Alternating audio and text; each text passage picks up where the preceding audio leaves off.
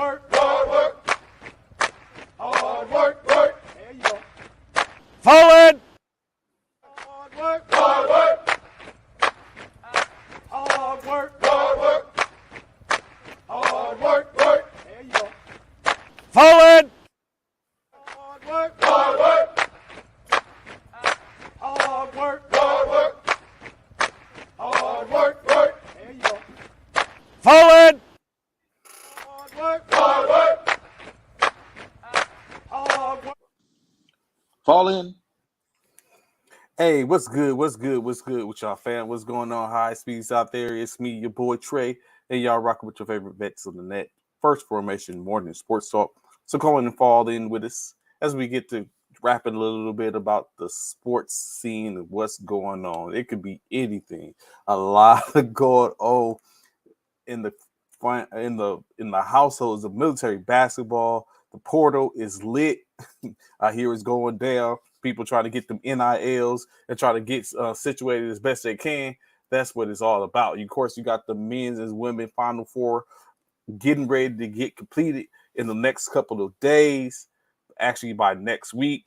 So we'll see that. But of course, before we get to really talking about that, what was good with last night's games? The women playing for women teams playing for the opportunity to punch their ticket into the Final Four so they can have one more round before it's seen as who is going to be the who's, what's for the women's national basketball tournament champion. What's good, TT? Good morning. Glad to see you, Formation. Hope your day is going great. Hope your yesterday was good as well. So, of course, first and foremost, yesterday, number 3 Ohio State faced off against one of the number one seeded Virginia Tech Hokies, in which a 10-point dub gets delivered by the Hokies as they win the game by the score of 84-74. On the other side of the spectrum, the top seeded number 1 overall seed South Carolina Gamecocks, excuse me, for the women, faced off against the second seed Maryland Terrapins, in which the scoreboard could only hold so many numbers at the end of the buzzer. South Carolina gets the dub 86-75, basically setting up for what is probably going to be one of the better rounds of this tournament.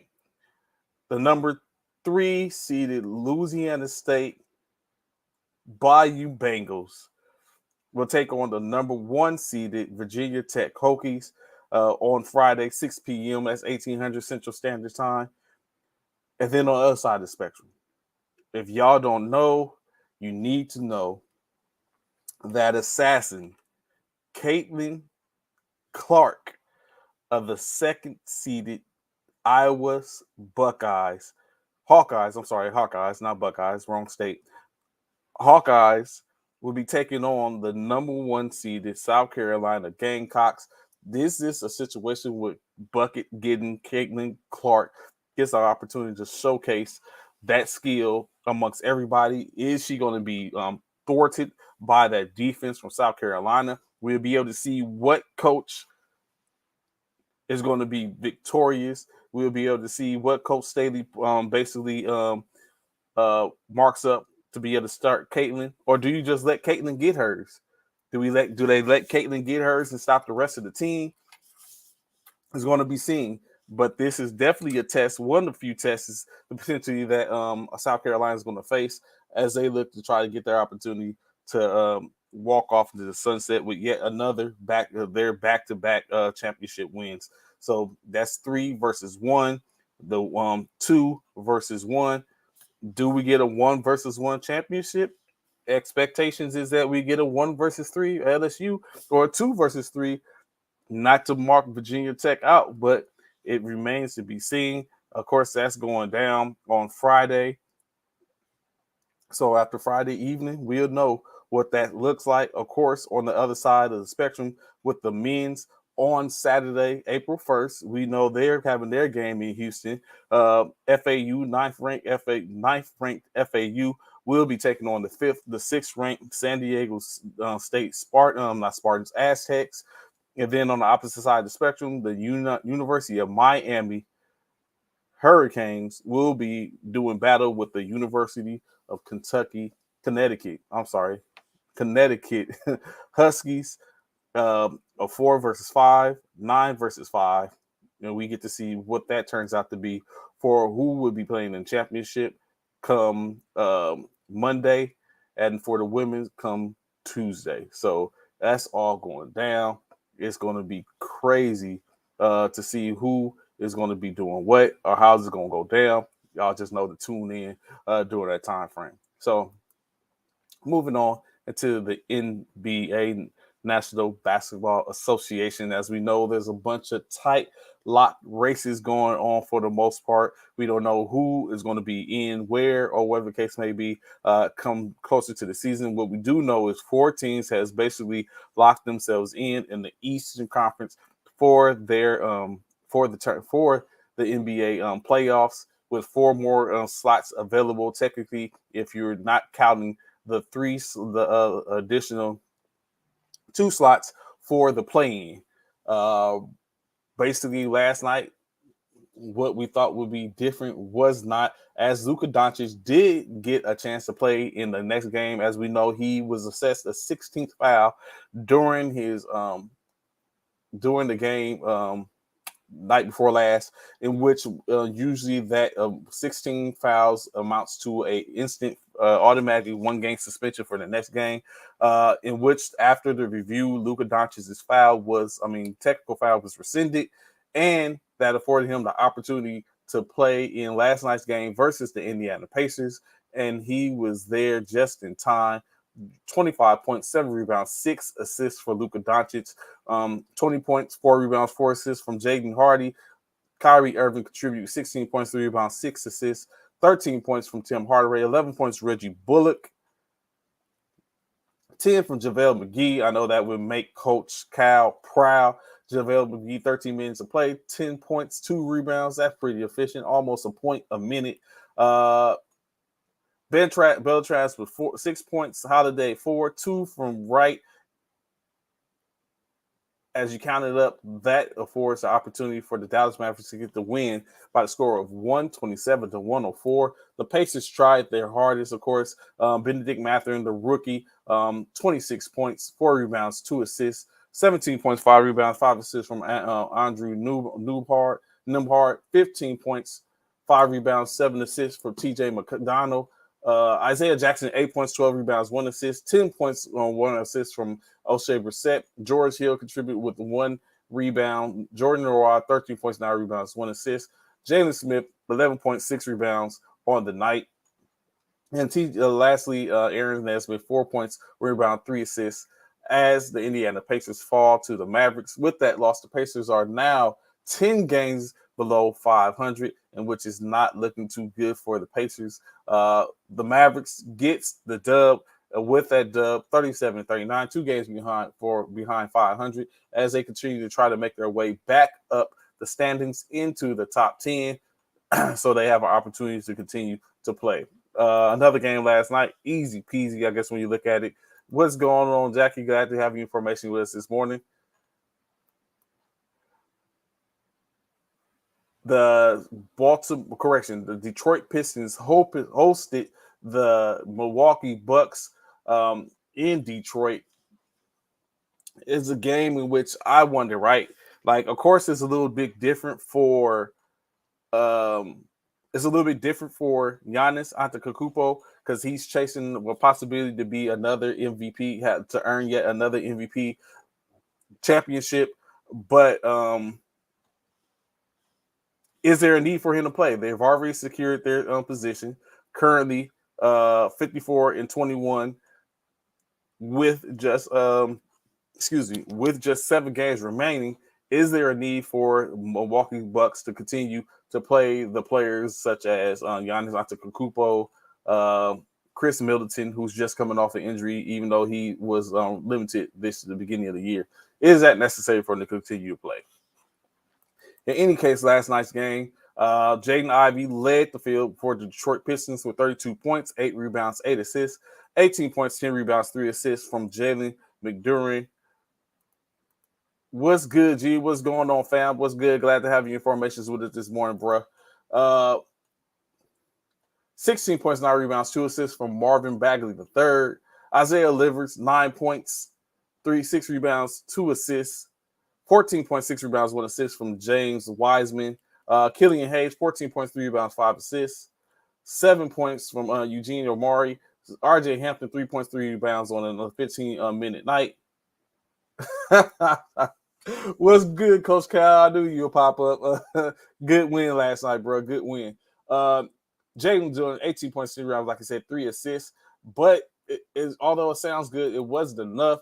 Chris Middleton, 34 points, 8 rebounds, 5 assists as he continues to heat up and warm up and get ready to go. Bobby Portis, 21 points, 14 rebounds, 2 assists. Brooke Lopez, 22 points, 1 rebounds, 2 assists. 7 points, 7 assists, 2 rebounds from Grayson Allen. 7 points, 5 rebounds from Pat Connaughton. Joe Ingles, 3 points, 1 rebound, 4 assists. Giannis Antetokounmpo, 2 points. As the Bucks were able to take care of business without their all-star, but the other 4 players took care of mine handily, getting the win, 126-117. It wasn't in. I don't think this one was in any danger anyway, as they was going forth. The Bucks basically continue to do their thing. I don't think maybe they will finish out the season with the number 1 seed. Of course, that makes more sense, of course, when you speak about it. But from what we've seen last night, they don't necessarily need Giannis to play. They can just continue to play on their own with their squad, letting their star rest as they get ready for the playoffs. And it doesn't look like they're in any way, form, or fashion going to be caught, and they're going to hold on to that number 1 seed. I think it'll probably be more of a power down once they clinch that number 1 seed, where they'll probably start to rest their some of their players and in efforts to get ready for the tournament. Of course, another game last night. The Houston Rockets traveled to New York to do battle with the New York Knicks.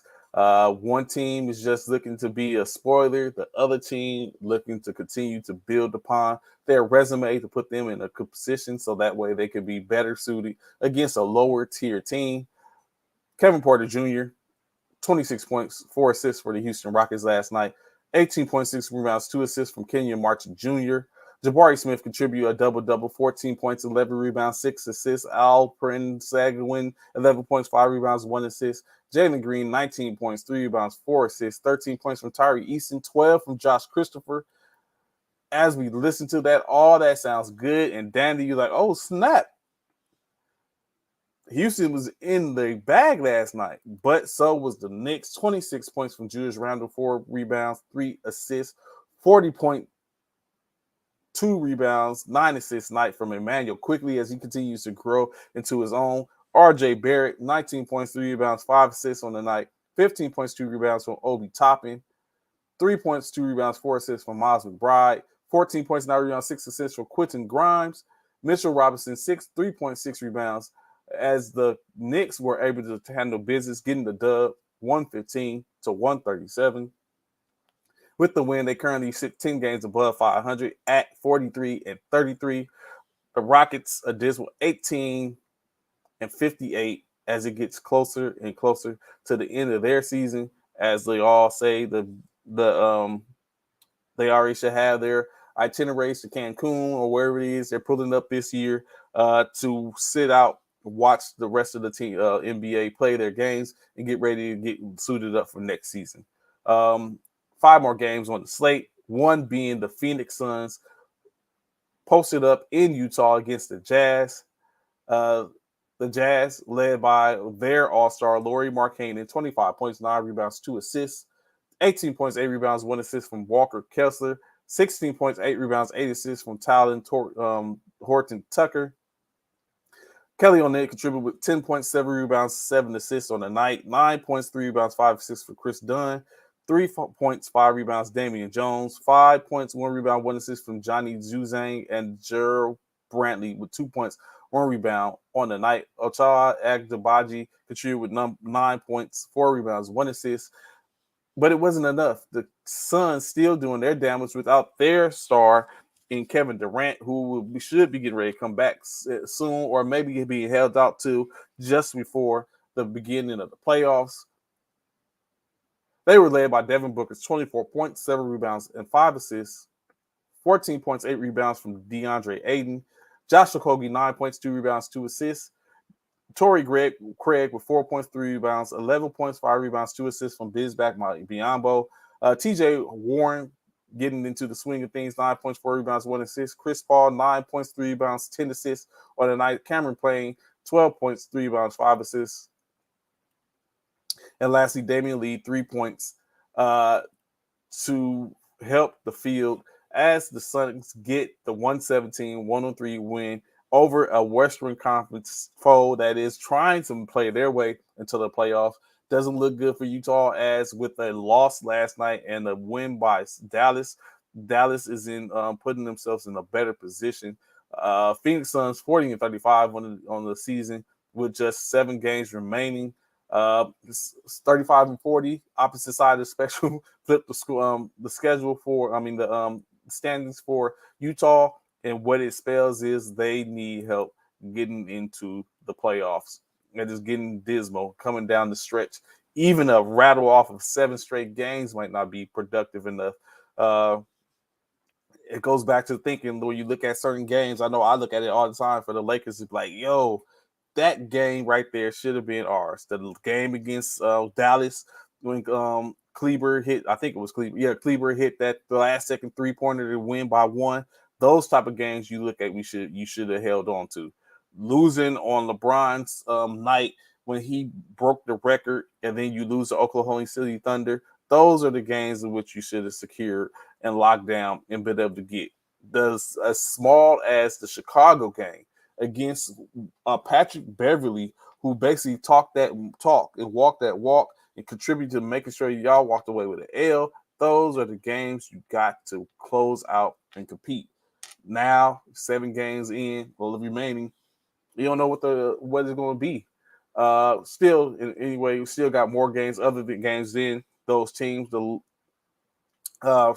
Philadelphia 76ers and the Denver Nuggets battled last night in Denver as Tobias Harris, Tyrese Maxey, and Julius Niang led the squad.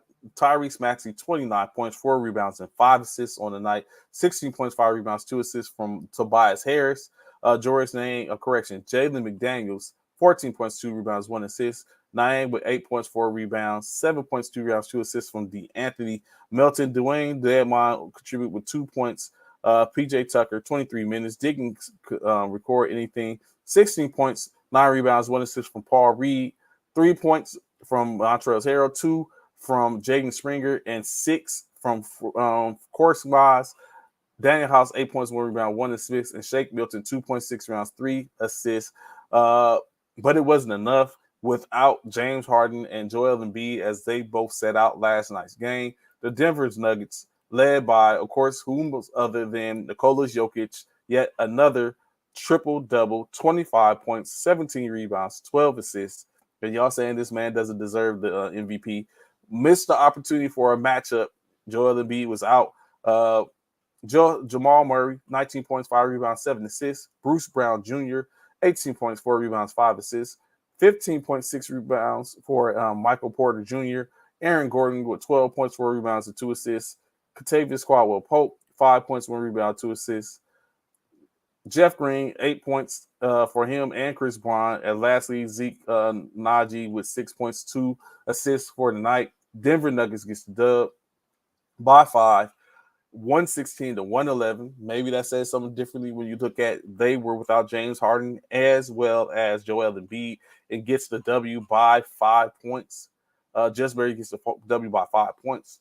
maybe that's something to take into consideration. But in case it didn't help the 76ers make any ground on their foes in the East, it did, however, help Denver keep a distance, keep some space between them and the Memphis Grizzlies and Sacramento Kings. With that dub, they go to 51-24 on the season. 7 games remaining for them as well. With the loss, the Philadelphia 76ers dropped to 49-26, just 1 game short of 50, in which the expectation is that they will get there without a doubt. I definitely doubt they're going to be held without a win over the course of the next 7 games. Continue on 3 more games in question. The New Orleans Pelicans continue to keep their hopes alive,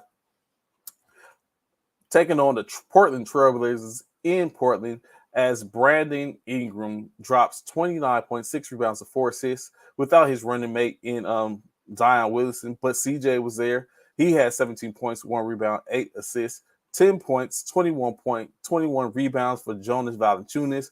He cleans the boards. Every time you look up, Valanciunas has about 20 rebounds. My man be doing his job. 16 points, 1 assist. Trey Murphy III, 10 points from Josh Richardson, 8 points, 3 rebounds, 4 assists from Dyson Daniels. Garrett Temple with 5 points, 2 rebounds, 6 points, 3 assists. Kira Lewis, Will Hormans Gonzalez, 4 points, 3 rebounds, 1 assist. Jackson Hayes, 2 points, 2 rebounds. Najee Harris, 8 points, 5 rebounds, 4 assists. For the Trailblazers, they were led by Kenyon Johnson, 20 points, 3 rebounds, 6 assists, 12 points apiece from Drew Eubanks and Shaedon Sharpe. Shaedon Sharpe, 8 rebounds and 1 assist, 3 rebounds, 1 assist for Drew Eubanks. Matisse Thybulle, 3 points on the night, 1 rebound, 7 points, 2 rebounds, 3 assists from Nasir Little, 15 points from Kevin Knox the second, 5 rebounds and 3 assists to go along. Jabari Walker, 7 points and 3 rebounds. John Butler Jr., 1 rebound on the night. And Ryan Arson Bianco, 3 points, 12 rebounds, 2 rebounds, 1 assist, as the Pelicans get a 34-point dub, 124-90, which gives the Pelicans a 38-37 record, just 1 game above the 500 mark, in which you kind of want to be. For the Portland Trailblazers, they dropped to 32-43. At this point, if they haven't already, they should be out of the playoff race, or just on the cusp of it being out. Just with only 7 games remaining, at this point, it's looking hard for them to be able to catch anyone, in which we should get a more of a in-depth look at once we take a look at the standings. 2 other games. The Minnesota Timberwolves faced off against the Sacramento Kings. It was a game in which I needed the Kings to win. Timberwolves basically doing damage since Karl-Anthony Towns has come back. He's definitely seemingly like he's been the wing beneath their wings.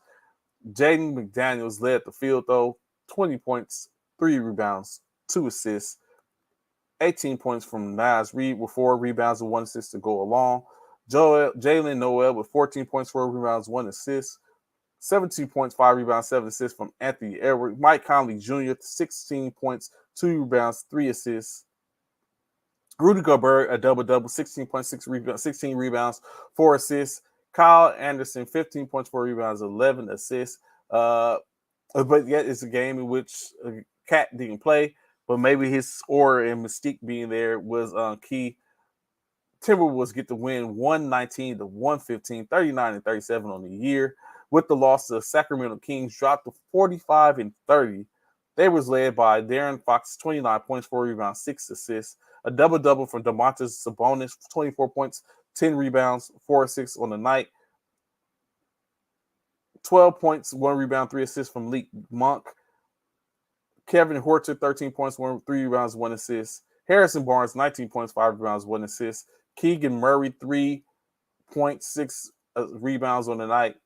11 rebounds from Trey Lyles, contribution of 5 points, 4 points apiece from Davion Mitchell and Alex Lynn, and 2 points from Kessler Edwards. However, it doesn't match Again, Timberwolves 119 to 115. And last but not least, another battle or another contentious game in for a Western Conference team as the Bulls just crossed the hallway, taking on the Los Angeles Clippers in LA, in which it was a game the Bulls needed, the Lakers needed for the Clippers to lose and the Bulls to win. Now it's going to be a double loss because I believe the Lakers take the Bulls on again. But in any case, DeMar DeRozan, Zach LaVine, and Nikola Vucevic led their squads, 23 points, 5 rebounds, 2 assists from Zach LaVine. DeMar DeRozan, 21 points, 5 rebounds, 7 assists. And Vucevic, 20 points, 8 rebounds, 5 assists on the night. They led the field, as stated, 16 points, 2 rebounds, 1 assist from Patrick Williams. Kobe White, 7 points, 3 points from Derek Jones, 11 points, 8 rebounds from Andre Drummond. Patrick Beverley, 9 points, 2 rebounds on the night for the Clippers. They were led by Nicholas Batum. Nicholas Batum siding 24 points, 3 rebounds, 5 assists, 22 points apiece from Eric Gordon and Kawhi Leonard. Kawhi Leonard, 7 rebounds and 6 assists to go along with that. Eric Gordon contributed with 3 assists, 13 points, 2 rebounds, 8 assists from Nashawn Bones-Highland. 10 points, 5 rebounds, 2 assists. Mason Plumlee. Vika Zubac, 11 points, 7 rebounds, 1 assist. And last but not least, of course, Terrence Mann, 8 points, 5 rebounds, 4 assists, and Russell Westbrook, 12 points, 5 rebounds, 10 assists on a night in which they were able to get a W. 12 points dub, 124 to 112. With that loss, the Bulls dropped to 3 games below their 500 mark. Clippers continue to keep their pace, 40 and 36 on the year, as they continue to make their way up the standings, holding fast. When you take a look at it, 4 teams, as I mentioned before, currently in the playoffs in the East, with the Bucks leading, having a 2-game advantage over the Celtics, who are currently in second. The 76ers dropped to 3 games behind the Celtics with the loss to Denver last night. The Cavaliers currently are 1.5 game back behind the 76ers with holding the 4th spot. The Knicks at the 5 seed, the 6th ranked team in this in the East. The Brooklyn Nets holding steadfast, but they have the 7th ranked Miami Heat hot on their heels. Currently, they're actually tied, but the Nets own that tiebreaker with, like I said, 7 games remaining on the season. 3 games behind the Heat and the Nets sits the Atlanta Hawks at the 8th seed. The 9th seed currently the Toronto Raptors, who also sit 3 games behind that 6th seed. And lastly, the Chicago Bulls sitting 4 games behind that 6th seed, currently at 36 and 39. The closest team to them at the 11th seed is 3 games behind. That be the Washington Wizards, with the Pacers 3.5 games behind them. So unlike the Western Conference race, there is there's a little jostling going on in the East, but in the West is a whole different story. Currently, the Grizzlies and the Nuggets sit with secure spots, both clinching their divisions. Nuggets at the 1 seed, currently sitting 3.5 games above the 2nd seeded Memphis Grizzlies. The Kings, 2.5 games behind the Grizzlies at the 3 seed. The Suns, 5 games behind the Kings at the 4th seed. Then it starts to get a little tight as the Clippers sit just a half game behind the Suns, at the 5th spot. 1 game behind the Clippers is the Timberwolves, basically keeping their after they has walked and caught the Warriors. The Warriors tied with the Timberwolves at the 6th spot, but the Timberwolves hold the tiebreaker currently. The Pelicans sit just a half game behind the Warriors, but the spot is the Timberwolves, a half game behind them. The Lakers sit 2.5 games back. 1.5 games back behind the Timberwolves for that 6th spot. In essence, 3 games behind the Suns with 7 games remaining. The same for the Thunder, currently sitting at the 10th spot. The Mavericks are a half game behind the Thunder and the Lakers, but yet just 2 games behind the Timberwolves at that 6th spot. The Utah Jazz currently 3.5 games out of the 6th spot. And then it's looking dismal for the Portland Trailblazers as they sit 6.5 games behind that 6th spot, but yet only 5 games behind the 10th spot. It doesn't look like Portland's going to make the playoffs this year. I hope that doesn't amount to Chauncey Billups getting a pink slip in his second year of coaching. Well, I would think that they're going to give some. It was close. He made it close. It's got to be hard when you have only one star in your lineup. As we see, that doesn't amount to much. When we look at Utah, for the most part, we see that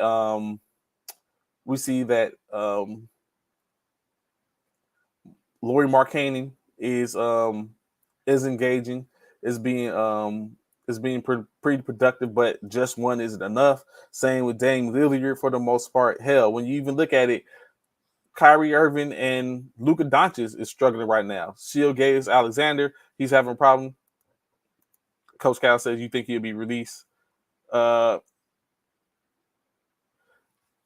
think he'll be released? I think Chauncey gets another chance, at least one more chance, another year, because he, like you said, at this point, it's only been 2 years, and that's gotta amount for something. When you only got one star for the most part, there has to be something what you got to say for that. It's hard. I'm very sure they're not going to completely do that. I would think they would bring someone in potentially for Dame and let him and see what Chauncey would do with another running mate for Dame. Or if not, or like you said, if Dame decides to, like, he's going to pack it up and go, then so be it. But still give Chauncey at least another opportunity. What's good, my friend? What's going on, bro? What up, WGO? What's going on? How y'all living on this Tuesday, man? What's up? Okay, we just having Coach Cal was just commenting because I was talking about the standings and how Portland is almost basically out of it. Have to chalk it up for next year, and wondering if Chauncey Billups would be there next year. He's only been there 2 years.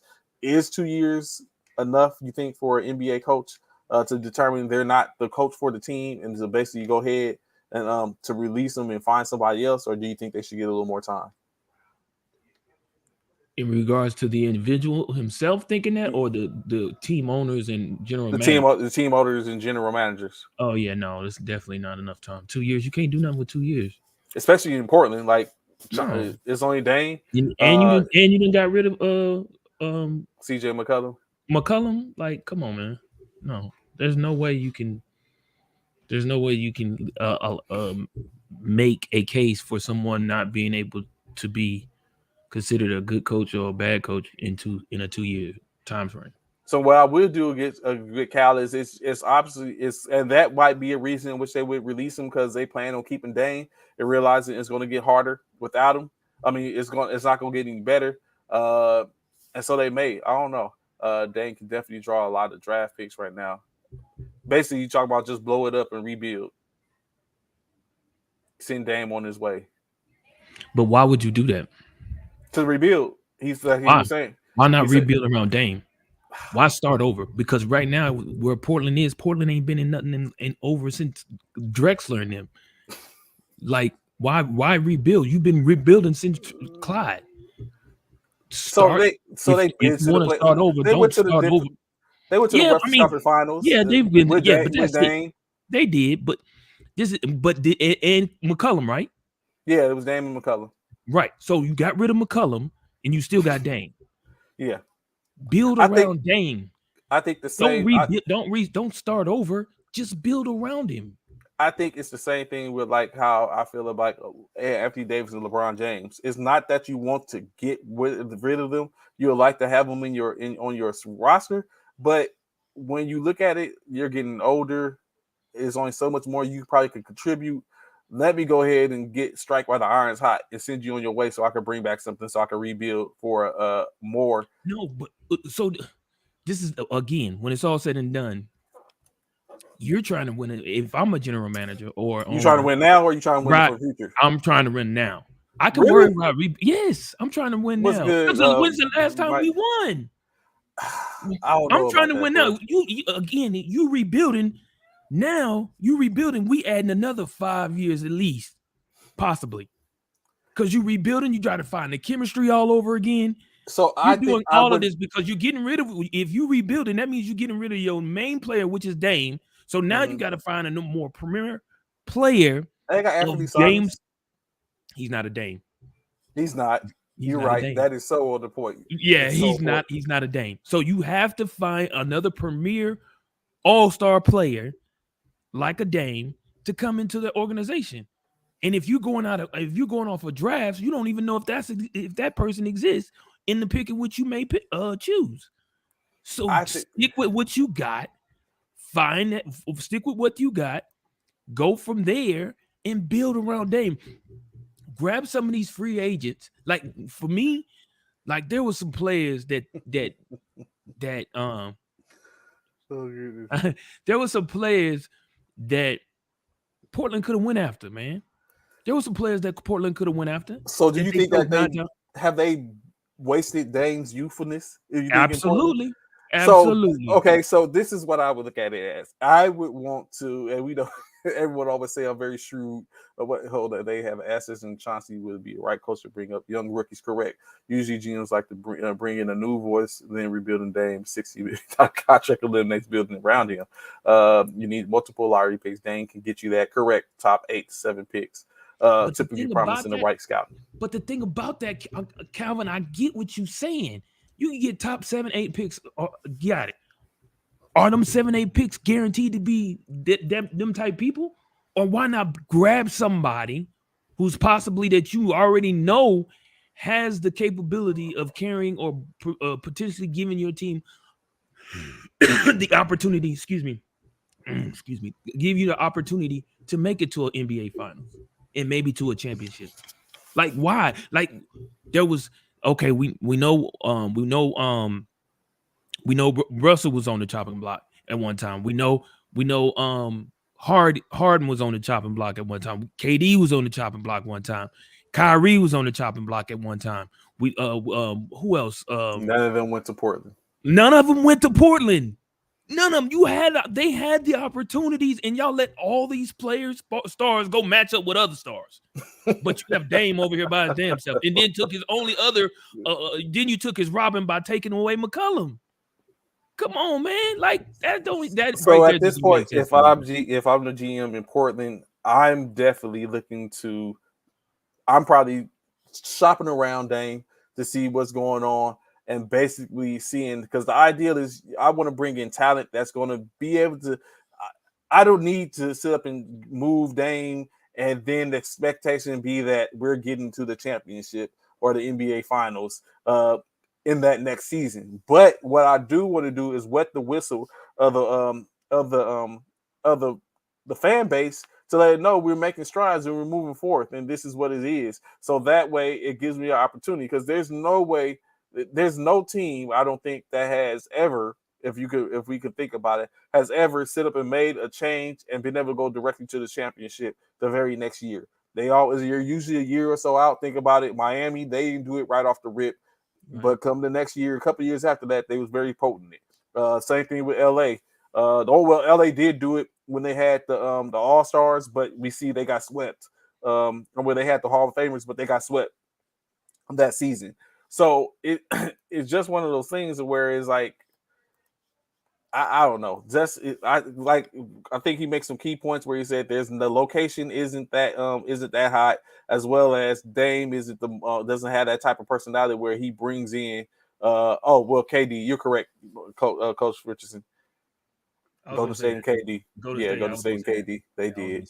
Yeah, they did. I was gonna say that. But even that being said, I mean, although they went down, KD and Clay went down, they didn't win every championship in which they played in. They did go to everyone while he was there. They went to all the championships while KD was there, but they didn't win all of them. So the other free agents. So yeah, so it's with that comment, Calvin, I'm gonna take it here. Okay. If you can't beat them, join them. Everybody else done it. Everybody else has done it. No one in this league right now has not done it. Well, I'll take that back. Only person that has not done that currently, that won a championship, that didn't team up with somebody, is Greek. It's Greek. Everybody else done it. Everybody else has done it. Oh, I'm sorry. Greek, Steph Curry and them. The Warriors. Steph was his turn. It was people came over there to the him. Warriors. Yeah, people came to him, but for the most part, it's been done. Forget, man. Humble yourself. Humble yourself. So humbling yourself is going to another team? And you gonna get drugged like we no. I'm talking about humbling himself. I'm talking about what he said. Calvin saying about Dame talking about people stacking teams. Humble himself and allow a person to come over to your squad. Obviously, you can't get it done by yourself. So allow someone to come over there and help you out, bro. It's a team sport. It's not an individual. It's not just ain't track and field. This is a team sport. You gonna need some help, bro. You're gonna need some help. And obviously it's been shown now with McCollum gone, it's clear you can't do it by yourself. Like he said, you made it with McCollum to the finals. You just couldn't finish. You couldn't finish. You need some help, man. You need some help. And I just named all them people that was up on the chopping block, and y'all in Portland didn't pick up not one person, but decided to get rid of. If was any of those people, would you have went to Portland? If I would Dame? Yeah. If I was KD, I would have definitely thought about it. That would have more so been where you wanted to go was Portland. You would try to. Well, of course, he ain't had the opportunity because he was traded, but you would have asked to see if if they would have sent me to give me the opportunity to go to Portland. Hell yeah, I'm about to play with probably one of the second best shooters in the league. No, third best. Klay is a better shooter than Klay Thompson. Klay's distance of shots is not like Dame's. He doesn't have range like Dame, but he's a better that's shooter. Huge. But that's huge. Do you think that really? Do you really need that range when you basically have to pick up somebody at half court compared to picking up somebody at the 3-point line? Yeah, that's a big difference, bro. In my opinion, that's a big difference. Okay, I got you. Okay, I'll give you that. Yeah, that's a big difference. I think Klay is the second best shooter. He might be a better pure shooter than Dame, but when it comes to range, his range is right there with Steph's, bro. He can shoot any shot past half court, a jumper, and hit nothing but net. Like Klay ain't doing that. Klay can knock down. Klay's that corner in that sub corner, yeah, 3 that he likes to hit. Dame, that boy hit that thing anywhere, just like Steph. But I mean, Bradley Beal would be dope in Portland as a sidekick. Yeah, but would that be enough to help Dame though? Dame needs another. Dame needs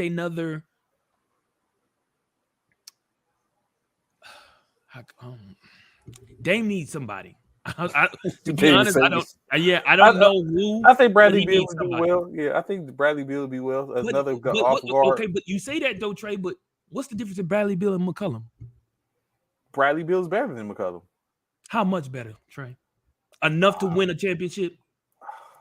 No, he's not. So if you if you're running Bradley Beal with some of the same routes they have with Anthony Simons as well as Grant, I think they'd be pretty good. He said Beal and AD. That's not bad. Now I could deal with that. Really? Yes. Now that what Calvin put Beal and AD with Dame? Hell yeah. No. He's saying Beal in LA. Hell no, he ain't talking about no Beal in LA. Hell no. I know Calvin ain't talking no nonsense. Calvin, don't be, man. I promise to God, Calvin, if you talk about LA, bro, I swear I will never say nothing to you again, bro. I'm gonna kick you off the stream, bro. Yeah, he's better than Beal, like McCollum. I don't know if he's significantly better than McCollum, bro. And then the Beal don't play no defense. McCollum does. Beal don't play nobody's D. I keep telling you, offense is defense. Tell Dallas that. Tell Dallas that. They do know that offense is defense. Obviously they don't, because they obviously they don't. Tell Dallas that. Offense. Yeah, thank you, Calvin. He said in Portland. I knew you wasn't talking about no damn LA. No, LA just can't deal with what they got right now. Why would they add Beal to the equation? Y'all gonna stop? Just wait. No. Just wait. What we waiting on? What we waiting on, Dre? What What we waiting on? The Let me know. the Off off season? Yeah. he didn't already went to the No, so you see, there you go. I said the off season. I did not assimilate that they were leaving. I'm talking about when everyone is in the off season. Hey, that's the a whole subliminal. league, That's when the subliminal. whole league is in the off season is what I'm You talking know, about. nah, you go, hey, whatever. Man. Hey, When the whole league is he's in the already off-season. accepted. He's already accepted defeat. LA will be listening to all. I believe it. Facts. I agree to that. I agree to I that. believe it. And I it's agree not with that I AD think that is bad. relationship It's just, between him and LeBron is over. I think I it's don't, over. that's interesting. That's an interesting I think that's thing. over. I just think it's more about the fact that it's not about the fact of there's a bad situation. I mean, that may contribute a little bit. I just thinking like I've been talking about all the time. Get value while you can. Right now, you get value while you can. It's likely the likelihood of being able to move LeBron James is less than likely now. But you can move AD and get some value for AD, whether it be some picks or what. Or get I think they value about the same. I think what they should have did is they should have moved AD instead of Thomas Bryant. That's what they should have did. Thomas Bryant wouldn't have been able to carry the team when LeBron was gone like AD did. They ain't got to, because they would have brought back value in AD to where it would have been brought back some players that would have been that could have did that. Like LeBron James, because you said look at it, they had already brought in D'Angelo Russell's in them, and then they moved Thomas Bryant after the fact, in which Thomas Bryant was balling when he left LA while he was serving the backup to AD. But then he's over in I think Utah or whatever case like that, and he ain't doing anything. They could have kept Thomas Bryant, moved AD, got some value for AD. Probably still been in the same situation which they are now, the 9 and 10 spot. And then but depending on who they could have got for AD and been able to work something out to where going forth next season, then they would have been able to look at like, do we really want to keep LeBron James? LeBron just need to go ahead and sit behind some down somewhere and retire and call it a day, bro. And then additionally, what's funny is I was just looking at, I caught a glimpse of Rashard McCants and what's his name, Gilbert Arenas. I think it might have been Jennings as well. Would LA have traded AD? Ooh, 80 Booker. Now that Calvin, you trying to build a super team, bro? That's not gonna happen. Is what they say the other night, the Avengers. Yeah, the Avengers. Yeah, who was that? Yeah, the Avengers. Somebody said that. Carl Lewis said the team that played in 2017 in the Avengers. It was the Avengers. You trying to build the Avengers? That's too much, Cal. That's too much. That's way too much. That's something you do if they're in the other conference. That's not what you do if they're in your conference or your division. You don't want to see that. You don't want to help them build some shit, and then now you got to see them all throughout the next season. You don't want to see that. That's definitely not. Oh my goodness. That's not what you want. You do not. I'm not even counting CP3 in that really, but KD, AD, and Booker. Yeah, that's too much. That is definitely not what you want. That's not what you want, yeah. You don't even want it with Aiden, really, but then that part AD. You do not want those problems. That's not what you, especially in your own, like he said, in your own conference. Hell no. Or division. They're in the same division too. This division too, yeah. Nah, bro. Nope. Not on duty. Not on duty. Not on. So what I was just saying, right? I watched Rashard McCants and Gilbert Arenas on the show talking about let's talk about Austin Reeves. And so the conversation was Rashard McCants was like he was cussing out the screen when they said that Austin Reeves deserves 5 years, deserves 4 years, $50 million. He is like, hell no. He was like, that's not it. He's like, the only reason, this is Rashard McCants paraphrasing. He's like, the only reason people are saying that is because Reeves is white and he plays for the Lakers and they're sorry. He said if the Lakers wasn't sorry, Reeves wouldn't be getting any balling time. Gilbert Arenas and them was like, nah. He's like, that's inflation. He's like, inflation. He's like, in our day, that 40, he's like 4 for 50 is like 4 for 25. He's like, is he worth 4 for 25? He said no. He's more like 2 for 7. the disrespect for Austin Reeves from Rashard McCants. He's more like 2 for 7 in our time. $3.5 million for 2 years. That's what he's saying Austin Reeves is worth. That part, Cal. I don't know what Rashard McCants is on. I'm trying to think, like, what can we think about? He can play. Yes, Austin Reeves, he can play.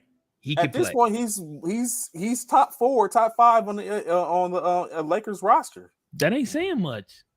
That is saying much when you look at that. You're behind after you take off LeBron and AD and D'Angelo Russell and Russell. And what's his name? Malik Beasley. After that, it's Austin Reeves. Well, damn, that's all the stars. He's sitting behind them as a second-year player. I'm gonna be honest. I'm not sold that he's that guy yet. He can ball. I give you that. He can definitely ball without question. He's a baller. But I'm not putting all my money, all my chips on him yet. He's a fifth seed. He's a fifth option as a second-year player on a historically winning franchise team. That's a lot. To where they talk about for $50 million for a player's second year. Well, he'll be going into his third year. I think that's saying he's in good company. Now, if he continue to contribute, now I will agree with we can't just go at that. We need you at that point. We need you to elevate like your pocket's elevated. I need you to be the third option at that point, or be playing like the third option. Oh, okay. He can play like he's a third. Okay, he can't be the third option in LA. Yeah, give me that type of game where it's give me that third option vibe, but not pushing like okay, we definitely spent money well at this point. Right. Yeah. Like I said, he can play. He can ball. Don't get me wrong. He definitely can ball. Like I said, I'm not putting all my chips in. I'm not putting all my chips. Coach Cal, he said a lot of the players and the superstars are very close in talent. It's all about opportunity and being in the right situation to be given consistent reps at 8 to 12 shots per game. The numbers will show definitely. And I think Reeves has been showing that. And it was unfortunate that when LeBron came back, like we talked about yesterday, I think Coach Cal was in on it too. His numbers dropped. Like LeBron came back, his numbers dropped. Why is that? Or why? It's time for him to hang it up. He's done.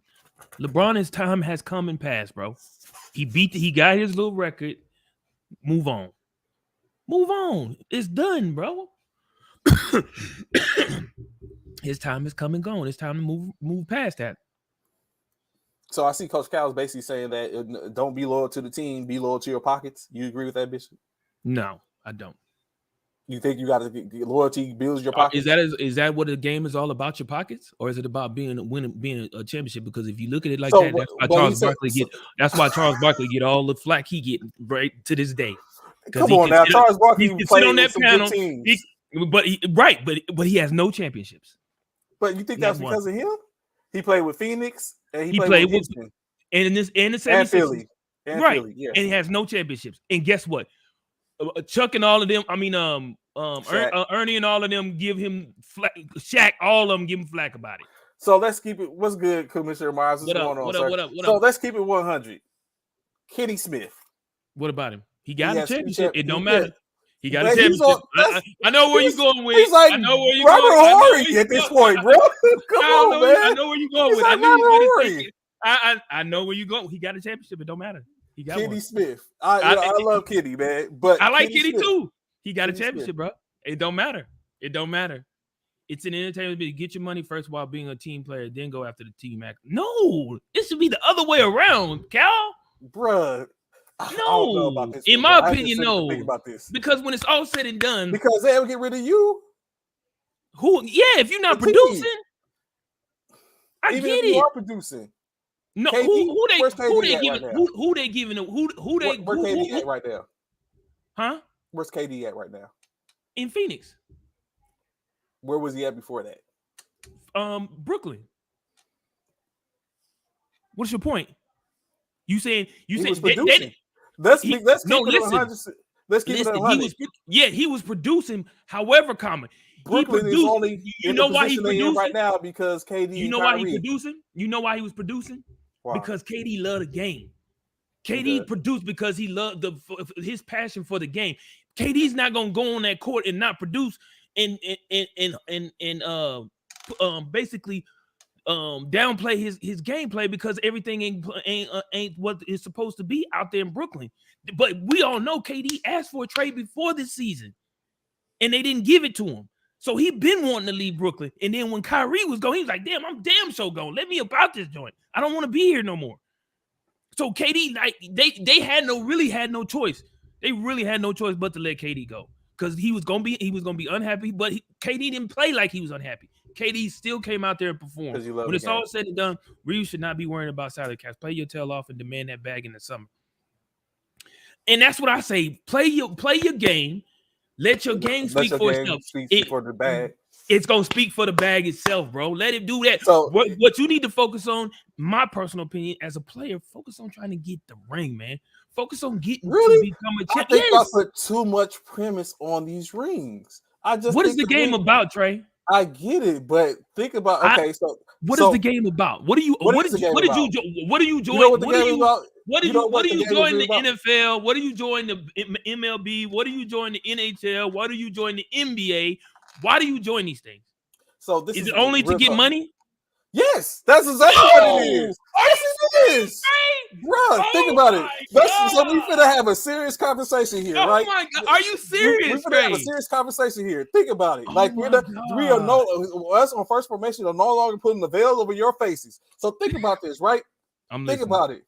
This dude said it's all about the Benjamins. These players, it is all about the Benjamins, baby. It's all about the Benjamins, baby. Throw a hex on the whole family. Thank you, Kamish. Just in all black like the Omen. Thank you, Kamish. It is not about rings. Y'all have been bamboozled, hoodwinked, led astray. Plymouth Rock was dropped on. Got me hot, man. I gotta turn my fan on. He done got me hot up in this joker, bro. Thank you, Kamish.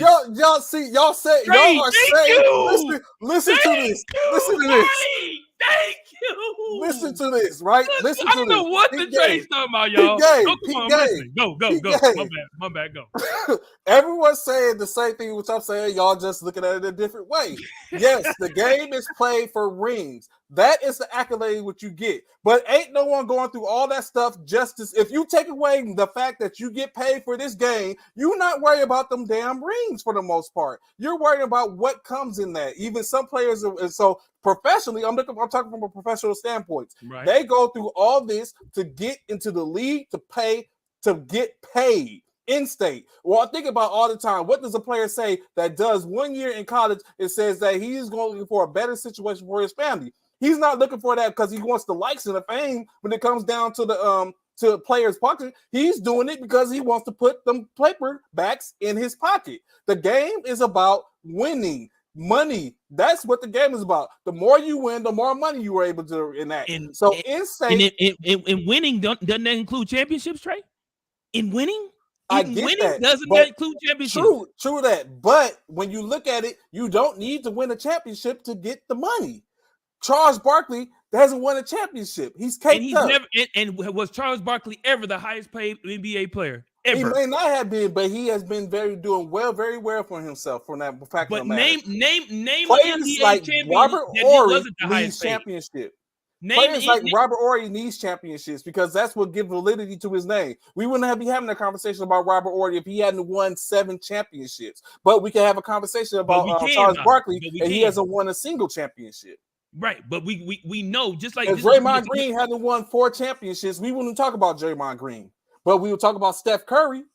So that's what I'm saying. Because of his play, when it's all said and done, what you missing? I hear where you coming from because we all know money makes the world go round. We know it moves everything, and we can't do things without money.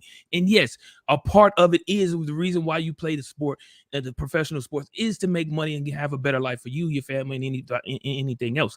Got that. However, Cartman, Joe Johnson, Juwan Howard, they got paid. They got it. But listen to this. What you were saying right there, Joe Johnson, Juwan Howard, Chandler Parsons. Do you hear anybody talking about any of them? True enough, they're not. But that's what I'm None saying. of them. It's You know about why? the game. You know why? Because they don't have any championships, bro. True that they don't. It but doesn't that's what matter I'm saying. if you don't have flip-flop it- championship. Because when you look at it like this, Trey, think about it.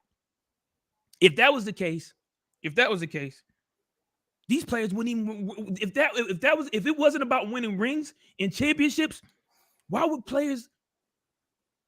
student athletes, stay all the way into their senior year? What's the point?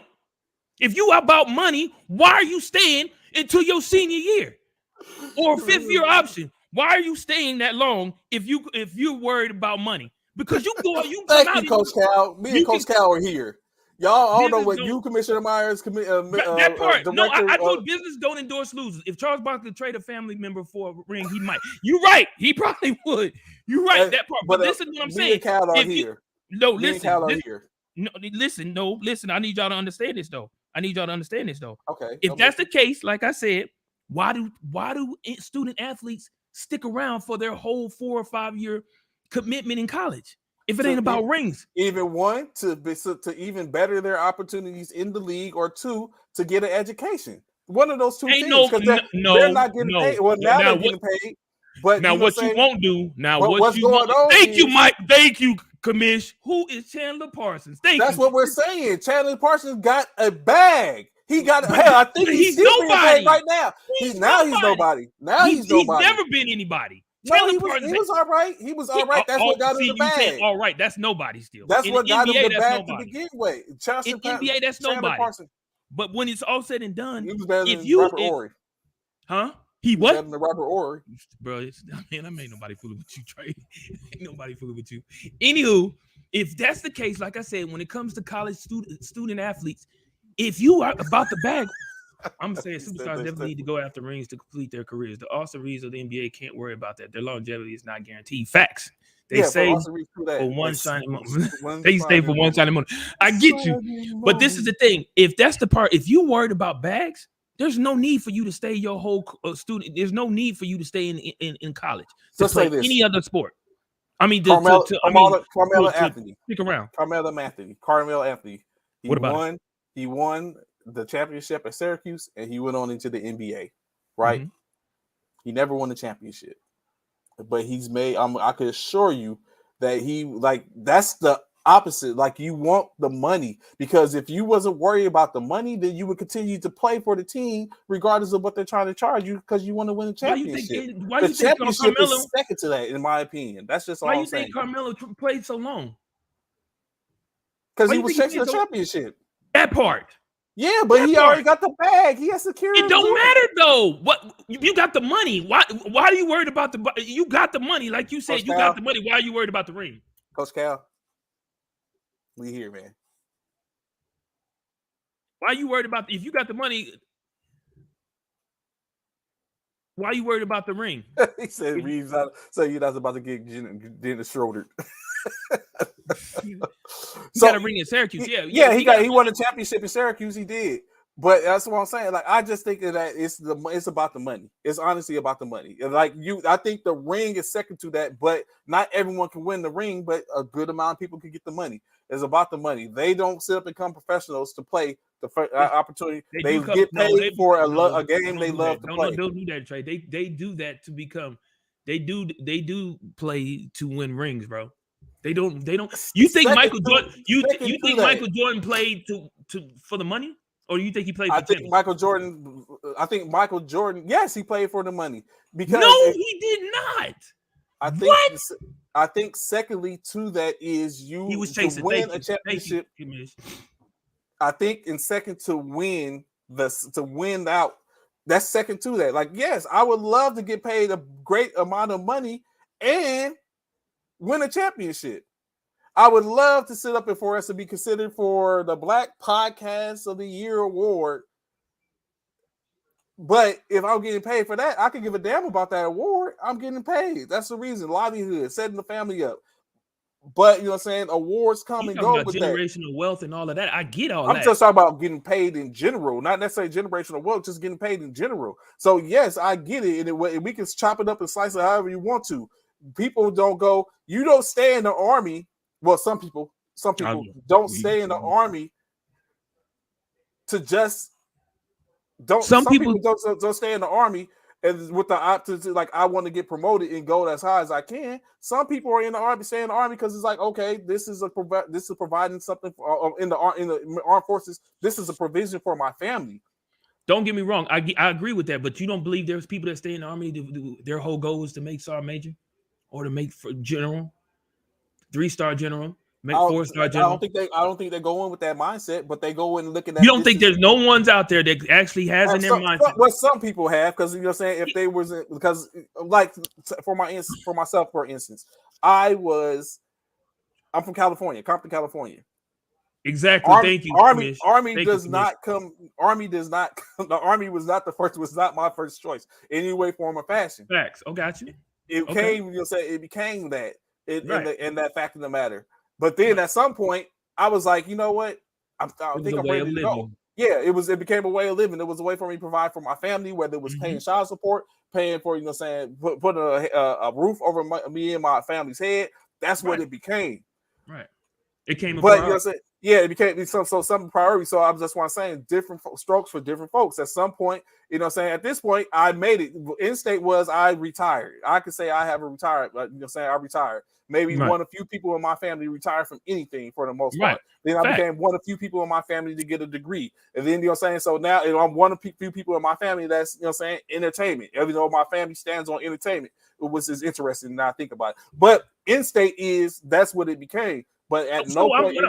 I'm not saying that everybody comes into the league and plays a sport to get rings. But, however, I do feel like there are a great deal of athletes who come in who their main objective is to get a ring as well as get the pay, as well as to get the bag. At the same time. Think that the bag, I think that the money is the powering force, and then it becomes about championships, like Coach Mike said. Yeah, you come in initially, you come in to make the money and support your family. Then it's about the chips, and that's all I'm saying. That no one is coming in this joint because the ideal is I want to win a championship. The idea is you already get paid. Then they want. You already know. See, this is the thing, right? You already know coming into any league and any professional league, you're going to get paid. You're going to get paid. Because you're in a professional occupation in regards to sport. No, not to what degree? To a degree, because someone coming in on a rookie contract is not making. It's still making thousands. They still making thousands and thousands of dollars regardless. Yeah, but you play for billionaire organizations, so your in state is you want to be a millionaire. In state, that's all I'm saying. So it's like, yes, you come in. That part, Commish. Yes, true that. Hell, if you retired with a ring, but you got, you know, I totally agree, Commish. I just think that is a different that in state is no one comes in. Everyone comes in with the idea of like I want to win a ring, but I think everyone that's the simple fact of it. But in state is when you decide to make the decision to go from amateur or what is considered amateur in college to, or even as a young buck. Coming up in life, and you start to decide you want to pick up a round ball, toss the pigskin, skate on ice, swing the bat, whatever it is, and what you take about. The ideal is you're looking at the wealth, and then as you sit and watch those people that you look at as your mentors and people that you want to model your game after. At that point, let me throw this at you then. So do you feel the same way in regards to artists? What to say? Yes. So the artist is about the money. It's not about being an artist. So an artist in the like rap artist, singing R&B. That is an artist. So I was sipping. Okay. So do you think it's about the money? Because if you really think a person coming into the rap game or into the music industry, let's put it like that, an artist. Let's put in music industry. You think they come in the music industry particularly to just make money, or is it because of 9 times out of 10 a lot of them come into it because one, for the love of their art on what they do in making music and being successful at doing that, or two, trying to eventually somehow, some way win some type of award saying that I am the best artist to ever be. And doing that garners them more pay, more zeros. Same with sports. I get that, but what I'm saying is the initial standpoint is that's when you come in. It's all about that's what it's about. When you come in, it's to I make don't money. agree with that, It doesn't, and Calvin. then at some I don't point, I don't agree with that, Calvin. Getting I the ring is agree. in the back of your mind as a rookie. I don't agree Yeah, with that. I I think don't. so. So if Like that's he the case, said, like, 60,000 is on a it in the 3-year back? Okay, let me ask you this, Trey. If you agree with that, Trey, is it in the back of your mind when you're trying to win a national championship? When you go into a college? Because That's in the different because you're not no, getting no, no, paid. no, no, no, no, no, You're it's not. building a Because resume. no, listen, I'm talking about before you even decide what college you're going to. Because this is the thing. You're picking a college on where you're going to on simple the fact of their history of winning championships. You're not Correct, picking but that's basically because it's different for college. That's you're basing you're basing it on the fact that I'm going to an organization, I'm going to an institution that has a track record of being successful, so I can win a championship, and this gives me so more. how's ring That in gives the me back of more your eyes. mind? I'm But saying how's that gives ring? me more. That I gives get where me you go. more. I get where you're going. Yeah, no, I Yeah. get where you're going with it. But how's that in the back of your mind? That's not in the back of your mind. That's in the front of your mind. That's the first thing you're thinking that's about. college. That's college. You don't You get still, paid in but college. college leads to what though? College has the ability to lead to what? It has the ability to lead to the professional. But again, when you look at it, like if I'm sitting up and I'm playing, and then I go to and I get I'm being drafted by. Hence, let's talk about HBCUs as looking at me. But you got teams like old Blue Bloods like Kansas, Syracuse, Duke, North Carolina, Arizona that's also looking at me. The ideal of you going to one of those other schools is based on the fact that they are Blue Bloods. You see them on the basis, even if they're not producing anything, i.e. North Carolina and Duke wasn't that good this year. They're still going to get airtime. So you get there, and if you have any game about yourself, you get there, you can potentially stay there to make a name for yourself that basically looks at making you a bigger name for yourself when you come into the league to basically get more money as a rookie. But like Coach Cal was saying, no one is the end game is not to simply play a $600,000 a year for 2 years on a two-way contract.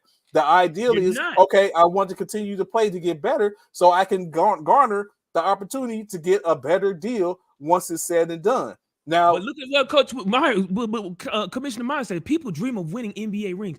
Kids at 5 or 6 years old. Yeah.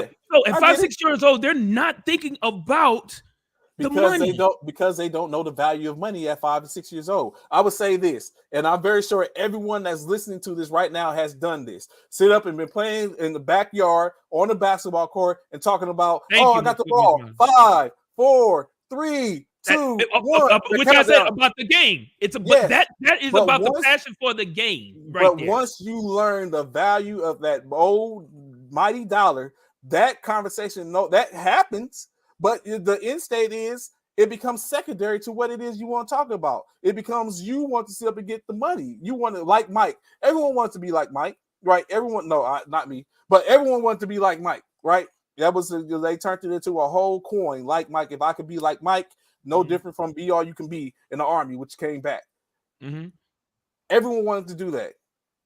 So now what you have, and that's a good point that Coach Myers bring up. But again, we're talking about transfer portal, like NIL affords an opportunity for someone to get paid. Yes, Commissioner. NIL affords opportunity for people to get paid now. Yes, but not everyone gets big money in NILs. But what do they do now? They go to the top school that can give them the most money for NIL deals, right?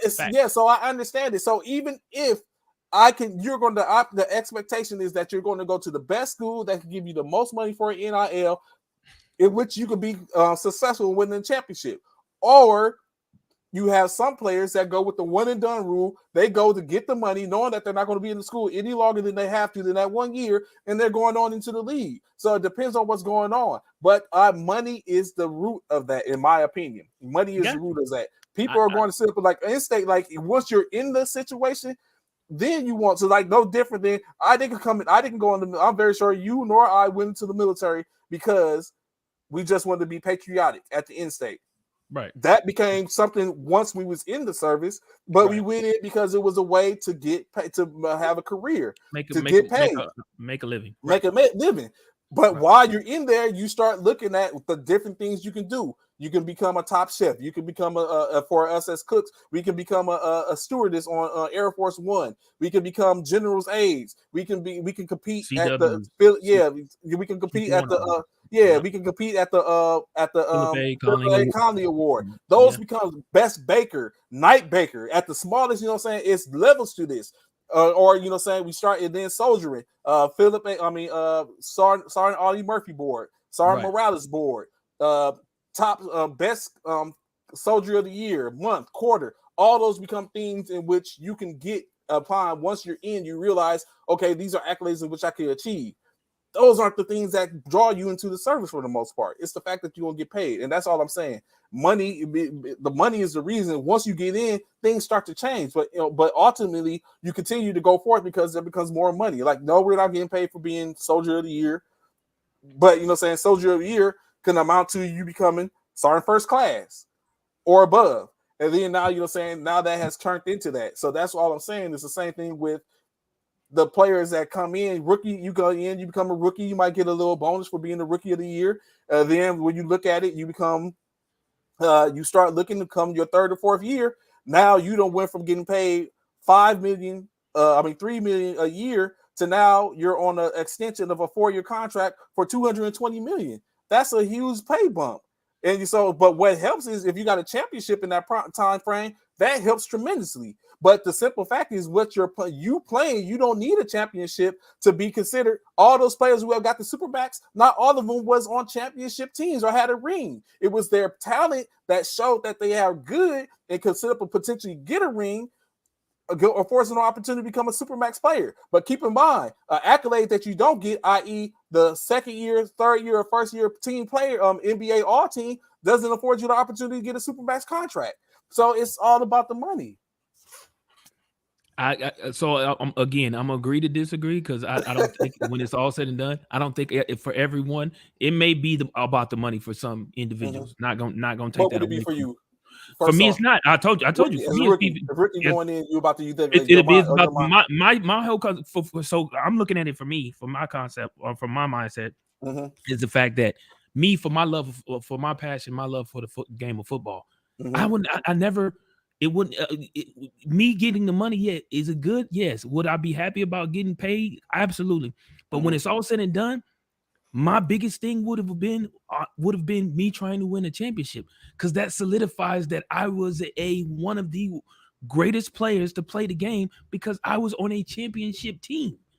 I was able to accomplish something that a lot of players don't get an opportunity to accomplish. That's something that you could take. And people, a lot of people, there's a lot of athletes out there that cannot add that to their resume saying that they won a championship while they were however long they was in whatever league. Any level. Any level, they don't have a championship. Like for those, it's even more special for those that are people who are Olympians, who won a national championship, who's won an NBA title, and also has an Olympic gold medal. That stands for a lot, bro. That's a whole, again, you don't get, I'm sure they get paid to participate in Olympics, but when you go there, guess what? You're not going to the Olympics to get paid. You're going there to win a gold medal for your country. That's your ultimate goal, to win a gold medal for your country, not to get paid. The money is what has led to the decline in the priority of put on winning. The focus is not on the winning the way it should be. Absolutely. That's how I feel too, Commish. I feel the exact same thing.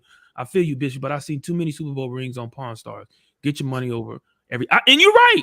You're out drunk. Hands down. You're right. You're right. And with that being said, that goes to what Trey said in regards about getting your money. Because you're right. If you didn't manage your money well, but you got an NBA championship or you got an NFL championship, MLB, NHL, but you didn't manage your money right, you may find yourself selling that ring because you didn't manage your money right. So I get where Trey's coming from with that too. I totally understand what you're saying, Drug. You're right. I was about to say we just seen what Kareem did, but Kareem did. But I was about to say, but it becomes different. He did it for other reasons. The value doesn't, like in state is you can't take it away. The value becomes different. Like he was about to say, Kareem just sold his championship rings and I think a trophy or one of the trophies to raise money. So the value isn't the same, and Kareem is older though, so the value is different from what it may have been for us. But it went for millions though. It went for millions. That's true. I agree with you, Coach Commissioner. The chip goes a long way. You can't take that away. It does. You can't take, and that's the thing. He could get rid of all those materialistic things, but you can't take the fact that he won. It's in the books that he won. That part.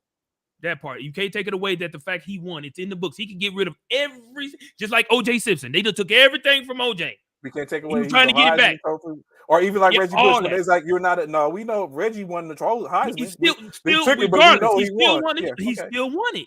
He still won it. When it's all said and done, he still won it. You cannot take that away.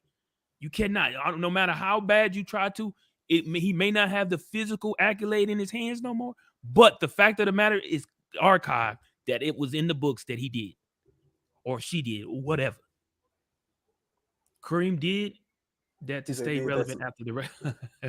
I mean, some people did say that. Some people feel like because he did that right after LeBron broke the record, and it was kind of ironic that he chose to do that at that point in time.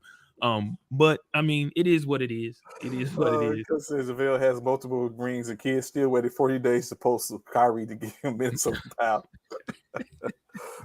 Real quick, Deontay, while you on the line, bro, who are you playing with in the NMBT? I hear the transfer portal is lit. I just want to know who are you playing with. I'm just asking. Like I hear the portal is lit. I hear the portal is lit. So I'm trying to see who Deontay. Are you being a free agent? Are you being sought after for the NMBT? And you don't have to say what team. I just want to know: are you being sought after for NMBT? That's all I was asking. It's just so happy because I hear the transfer portal is lit. It's going down. It's a whole. I just asked a question. That's all we do. We just get answers for the people out here. Trey's got some mess. He could have just donated the money last month, but that's true. Well, yeah, he probably could have. So let's think about this, Bishop. So we've been talking in the NBA. Fort Worth is my team. That's who I've always played with all year, but that's who I'm rocking with. Okay, so you rocking with Fort Worth. I got you, JRB. All right, that's what's up. Got you. So going back, right? We talked about this in conversation, which is a good segue. What about? See, I would have made this about the Aaron Rodgers situation, but I think this is more set for our man, Jackson.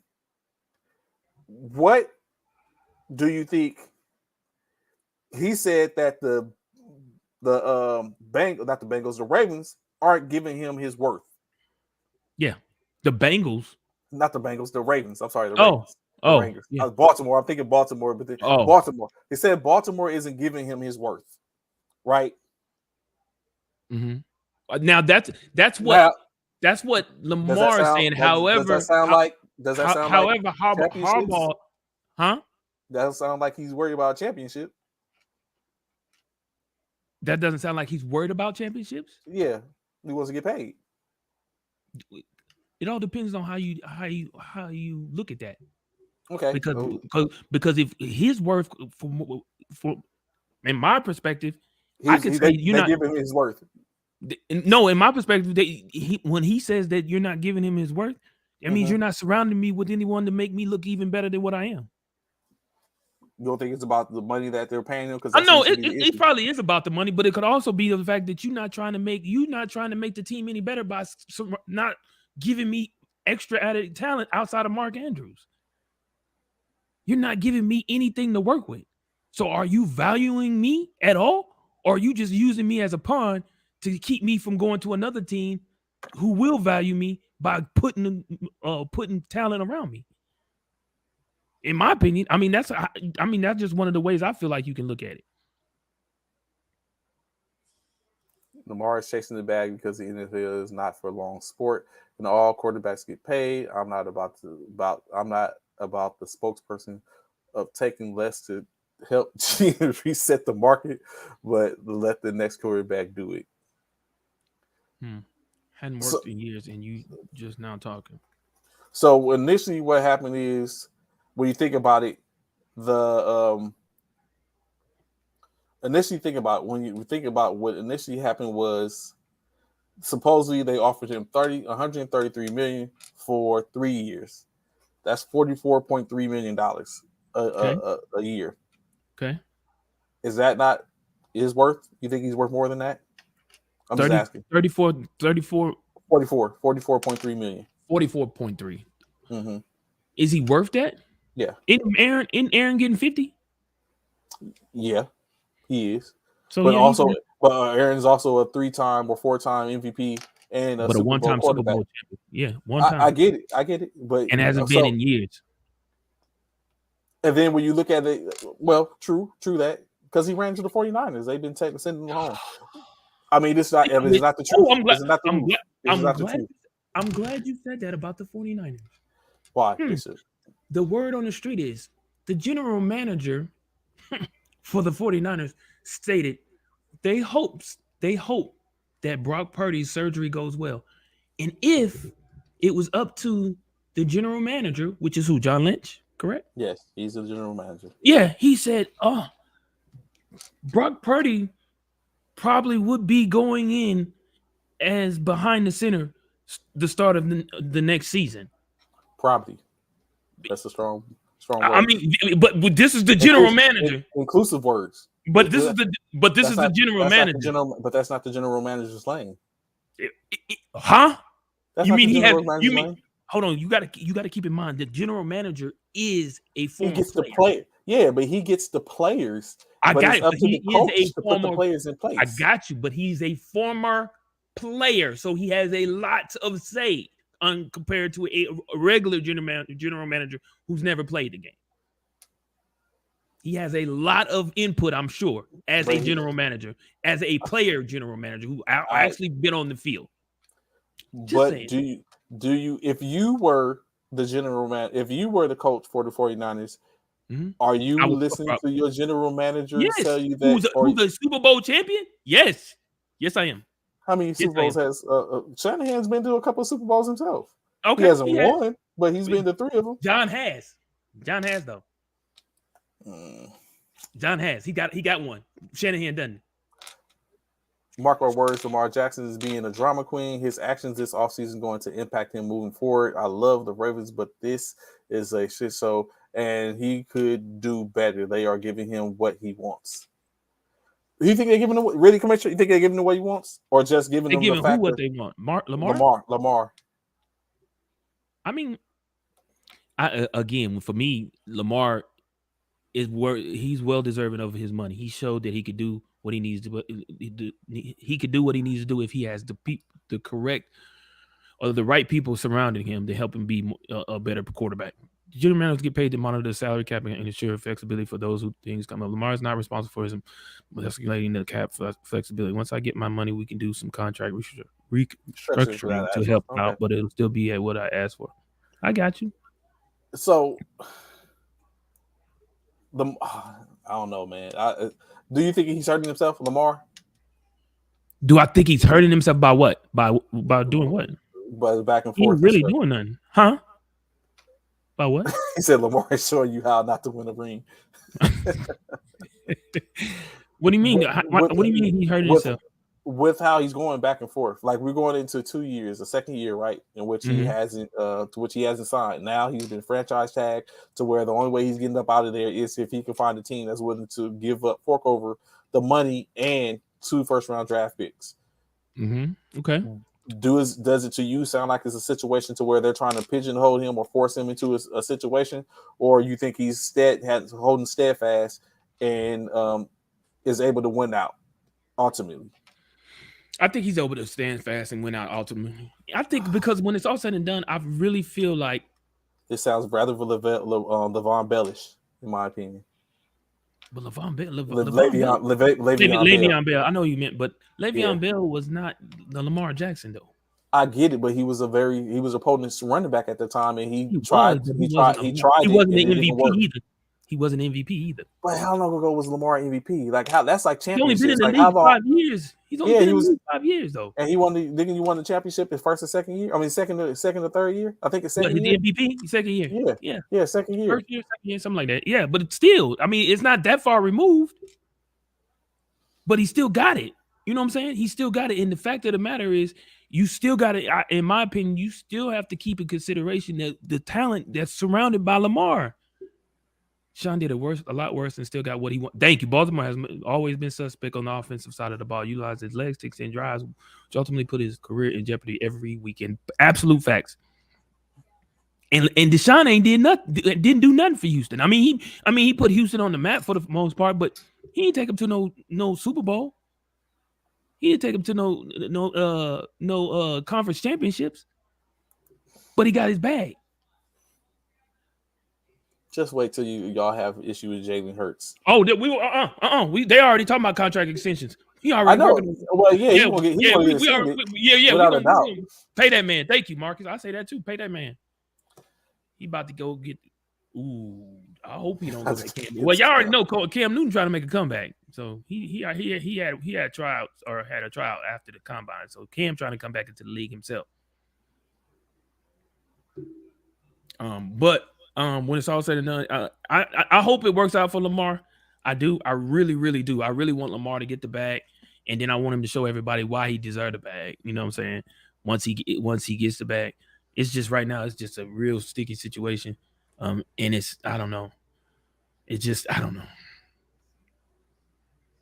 I really want him to get it. I do. I want him to get a bag, but at the same time, I want him to play well and do what he needs to do to show that he's deserving of it. I do.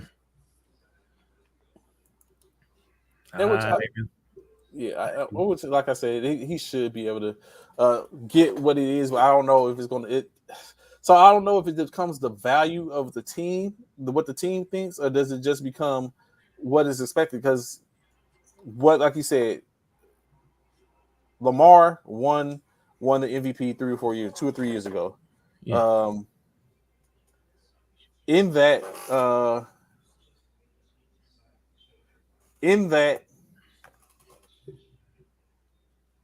he hasn't. What has he done since then? And so I think the Lamar got injured. Yeah, and so I think that starts to be a reason why they look at, okay, this is what we're doing. This is what we're trying to do. Like, yes, you got injured.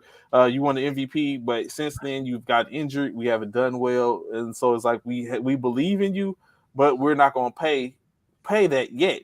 In which is that fair from an organizational standpoint, or is it not fair to the player? What, to not pay him? To not get what he think he's worth, or based on what the organization thinks you're worth. That part, Anthony. That part. It was because of the defense.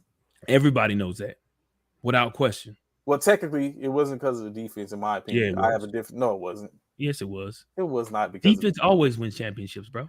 The defense won the champions. Not that year, because that year, it wasn't. It was not because of that. I just don't think it was every freaking. Come on, let's not act. That was one of the best defenses. Let's not act in the league that year. Let's not act like when it came down to the end of the game.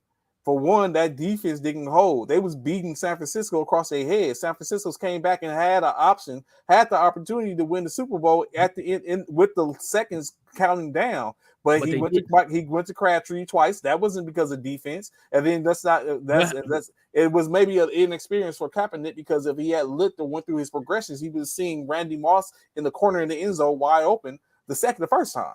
So that wasn't. I'm not going to chalk that up to defense. It just happened to be their defense. If they had all said and done crushed the 49ers, then it would have been defense. Y'all defense. Let me ask you this. Y'all defense won y'all the NFC Championship.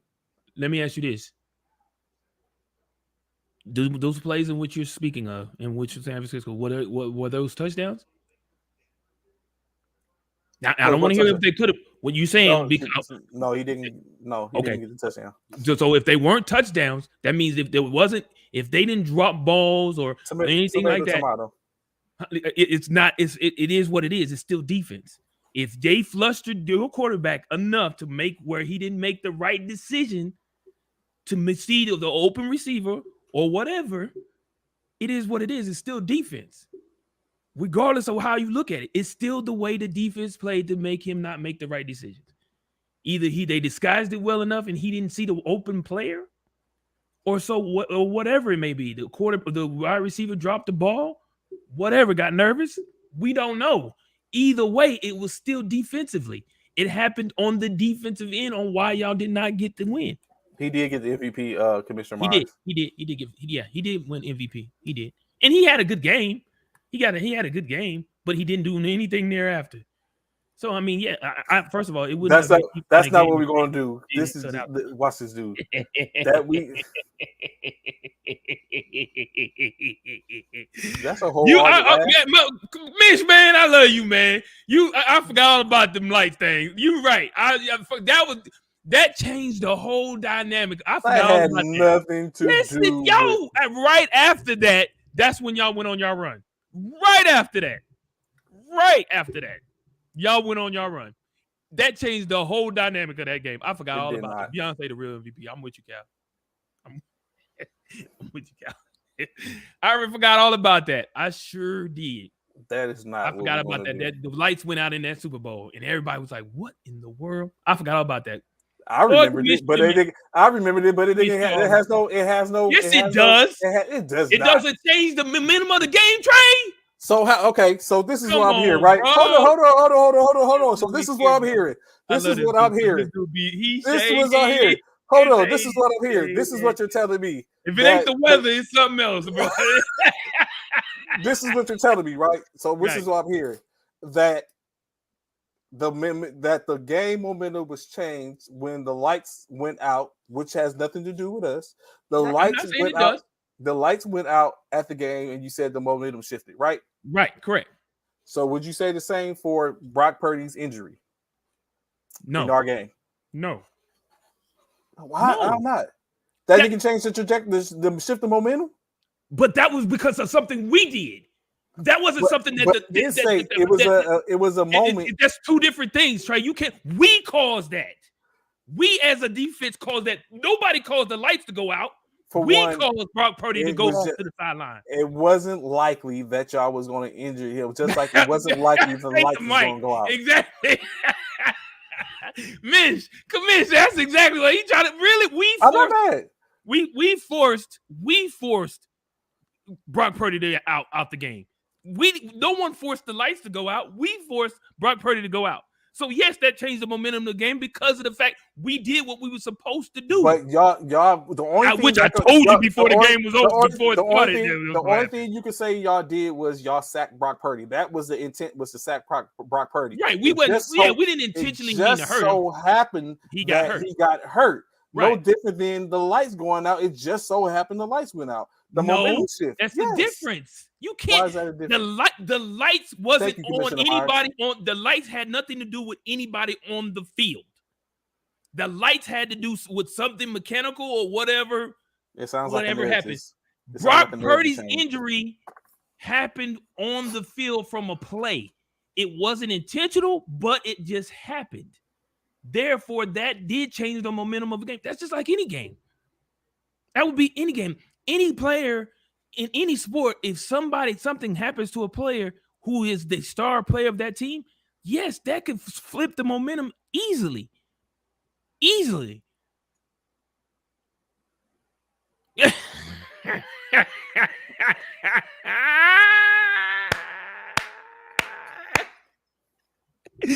Thanks, Commish. Bro, this dude here, man. Bro. The way the Eagles D-line was playing, no QB was making it. Thank you. And I told Trey that. I told Trey when we was getting ready to face the 49ers, y'all better be worried about Riddick. Haason Riddick. I told him over and over again, Haason Riddick is finna be a problem for y'all. No, we got it. We got the best defense. We got the I said, okay. And sure as boo-boo stink, that's exactly what happened. The man went out. And they was on their third string quarterback. And the fact of the matter is, he did it not only to Brock, but he did it to the backup too. It happened to both. He didn't do it to the backup. Hargraves did it to the backup. Commish, you always invited, bro. You always invited. I got you. I got you. Don't worry about it. I got you, man. I forgot all about them lights going out though. I did. I completely because the Hey, lights going Commission's out a had no historian. the lights I going forgot out about that. the lights going out had no. I remember the lights going out because everyone tried to say like that had no bearing on Yes, the it game. did. It had a huge factor on that. How does the whole momentum of the game change right after that? The Exactly. whole How? it changed because you just changed the whole momentum of the game with the lights going out. They was like he said, they was about to rout y'all, and then all of a sudden the lights go out, and now everything just flips. That had nothing to do with us. I'm not saying it did. I'm not saying y'all had anything to do with that. No, sir. If Brock Purdy plays, Eagles may not win that game. We'll never know. Yes, we'll never know. Unfortunately, Even the play-by-play said the momentum changed. Exactly. I have to listen to this guy for the next year. Yes, sir. Yes, sir. Until we start back up, baby. So Purdy, what do you say? So Purdy is starting. So is this the last of Trey Lance with the 49ers? I'm just telling you what I was just trying to tell Trey what they were saying as the general manager of the San Francisco 49ers was saying about Brock Purdy, which I have been saying the whole time, but Trey is stuck on his boy Trey.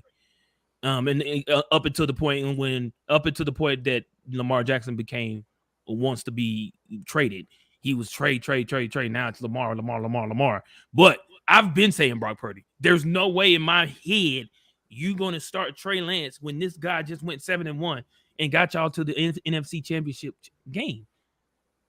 Like, why would you start Trey over Brock when Brock has truly proved himself?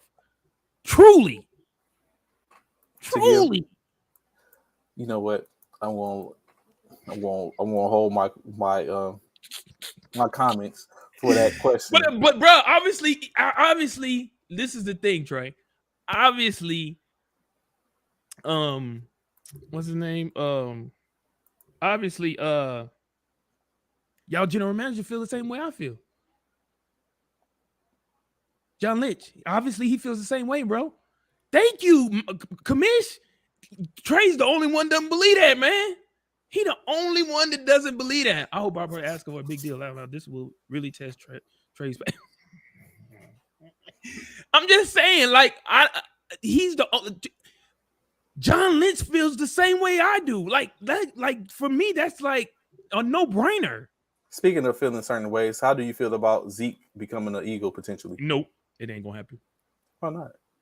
How? We just picked up Rashad Penny. Why do we need Zeke? So you're saying Boston Scott and Rashad Penny is the be-all, do-all for your offense now from the backfield? Why do we need Zeke? What did he do for Dallas last couple of seasons? That doesn't mean he's going to do the same thing for Philadelphia. I don't think we need him. I don't think we need him. Well, I think it's me personally. Only reason why you want to come to the Eagles is because he's mad what Dallas did, got rid of him. He want to get payback. In my personal opinion, which I wouldn't blame him for doing that. I don't blame anybody wanting to do that. You get rid of me, you let this backup take my spot, and let me go to a team that plays against y'all so I can prove a point. I mean, I don't blame him, but I don't.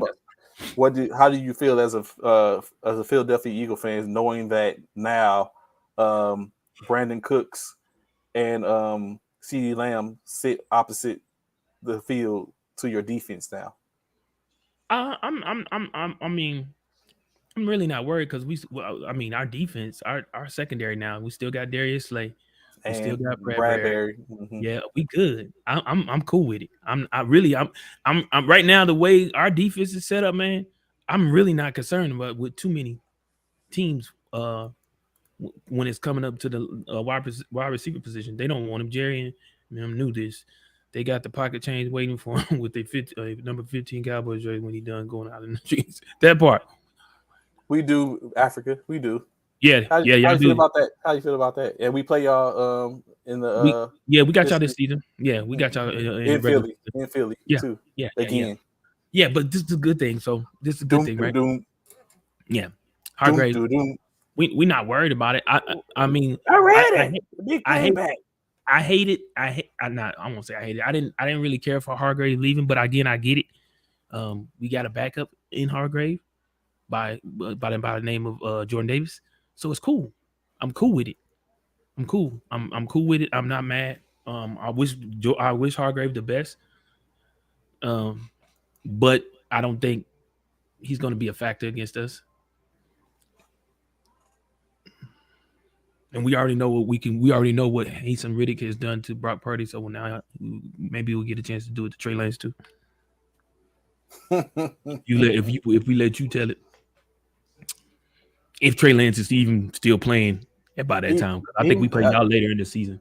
Yeah, we do. I think it's later this season. I mean, we don't know. We don't know what the outcome is going to be. Yeah, we don't right now. We don't. And I'm glad they did not pass the rule of the push. What is it? Oh, they didn't pass it. The push. Push. Stuff. Push. That's it. Nope. They did not pass that rule. So Philly would be still doing it. Let's go. And watch, we're gonna see everybody else trying to do it now too. Just like everybody trying to steal my line, right? Y'all got Mike White, bro. You got Mike White as a backup now. No, not Mike White. Y'all got Marcus Mariota as a backup. As a backup, yeah. We picked up Marcus. That Philly defense will not be the same, and they brought back some already not be the same. And they brought back some already old guys. A whole summer to get to game plan for year 2 as a starter will not be easy. Yeah, totally agree, Calvin. Totally agree. However, I still think he's going to still put up good numbers because I think he can just even get better. To be honest, I think he can just get better because, mind you, he did play.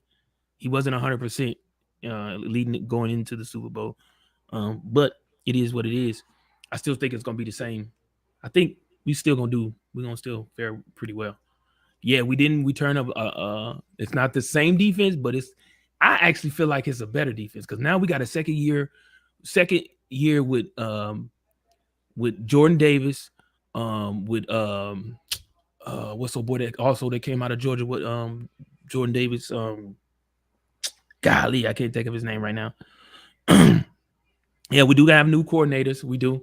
I think we're gonna be all right, man. I really do. His passing game leaves a lot of room for improvement. His running ability is what will be challenged. That part. You really want Lamar though? It ain't gonna happen.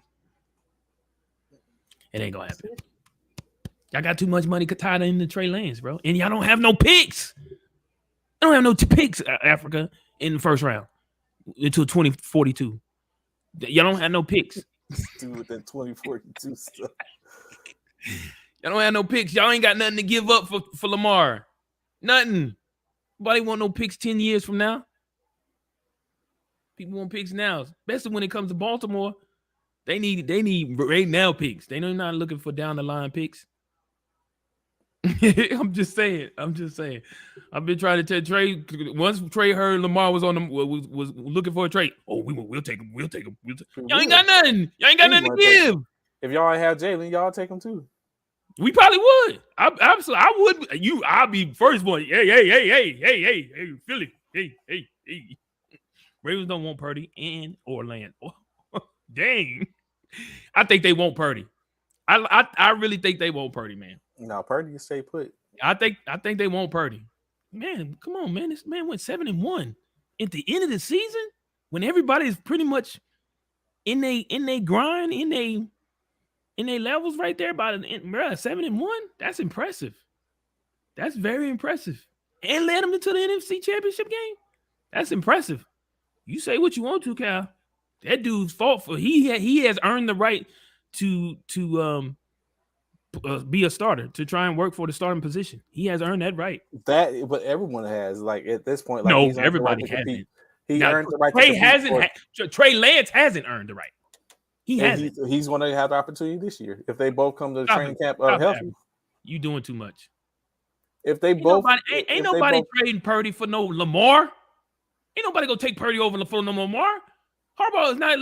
Harbaugh's like, man, if y'all make that trade, I quit. I quit. I'm out. Y'all go. I'm gone. Ain't nobody finna trade. Purdy did good, but come on, Africa, you doing too much. You're asking a lot, bro. Purdy for Lamar, that ain't even a fair trade. That sound like, you know what? That sound like some trade stuff on fantasy. That's some fantasy stuff Trey would do right there. That Purdy for Lamar trade, that's some fantasy football trade stuff that Trey would do. He would find some buster who would make that trade. Hey man, I'll give you Purdy for Lamar. Okay. You big dummy. Why would you do that? Lamar's a triple threat. He's going to get you rushing yards and passing yards. Why would you do that? Purdy's not going to do that. I know it's wishful thinking. I know, Africa. Purdy's not going to get you rushing yards and passing yards. That would be just to have Lamar sit on my bench and use him sparingly. He would. But we see how that fared for him. It didn't work for him. It didn't pan out Coach the way Paris was going to pummel you. You think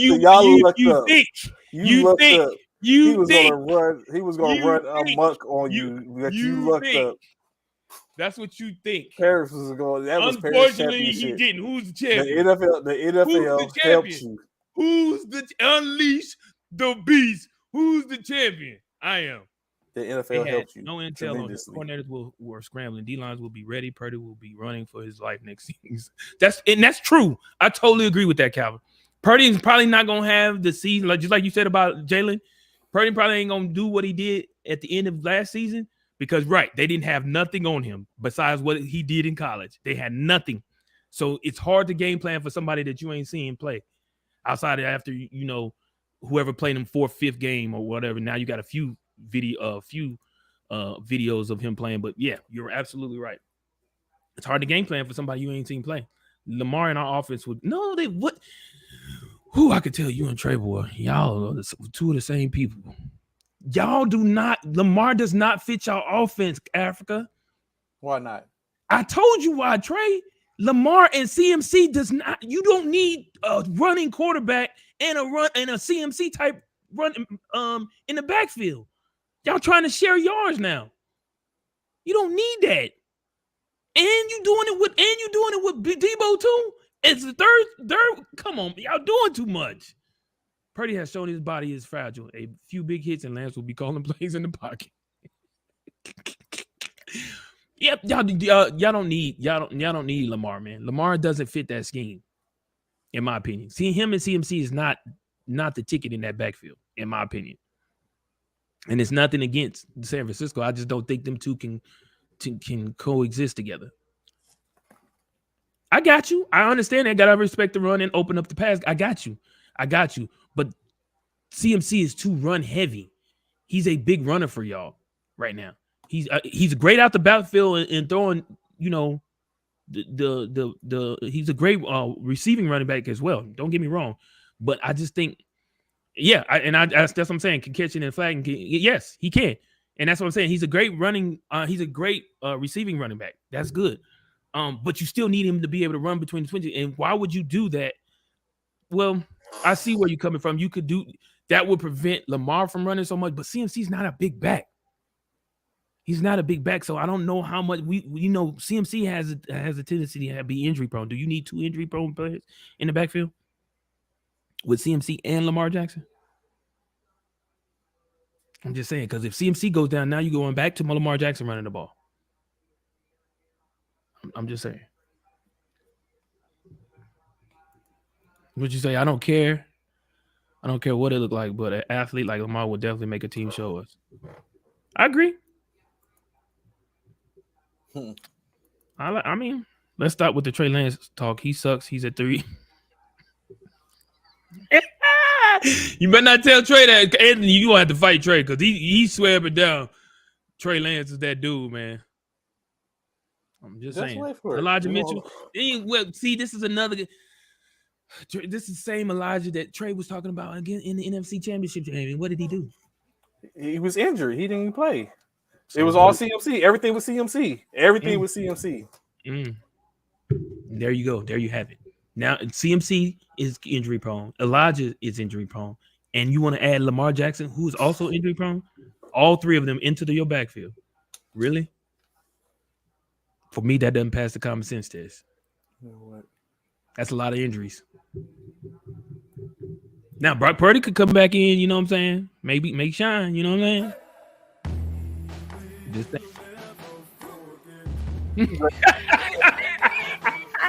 Trey don't never play the music. We greatly appreciate y'all. Never play the music, yo. This dude here, man, when it comes to them 49ers, bro, the Lakers See, of the it- NFL. Calvin Trey gonna have to show me something too. I ain't gonna lie, he ain't passed the eye test. I'm just saying. This is your boy Trey right here, Africa. This your boy Trey here on the show, who is so hell bent on Trey Lance being a starter, bro. And I say Brock Purdy should start over him. I think He's they should so both. hell-bent I on think Trey they should Lance both being a get an starter. opportunity to compete. That's what I think they should do. In any case, we greatly appreciate y'all rocking with us this morning. I think a good conversation. So of course, y'all know where to find us every morning, 09 to 1100 hours for the most part. So they know we'll be tapping in tomorrow, Hump Day. Is Wednesday. Day. And y'all, people out there, man, let me say this real quick, Trey. For all Yes. y'all out there that's stealing my line, man, y'all stop stealing my lines, man. I'm gonna start coming after y'all, man. Y'all stealing my lines, talking about Friday Eve. Wasn't nobody saying that to me. That was my, don't be stealing my lines, man. I see everybody wanted to use, I say Friday. No, you weren't. You wasn't saying that until you heard me say it. But anyway. Y'all know where to find us. Be sure to tap in tomorrow morning. Greatly appreciate y'all. As we always say, wouldn't be no show without y'all. I'm always here to listen to hear what's going on with the transfer portal for the NMBT.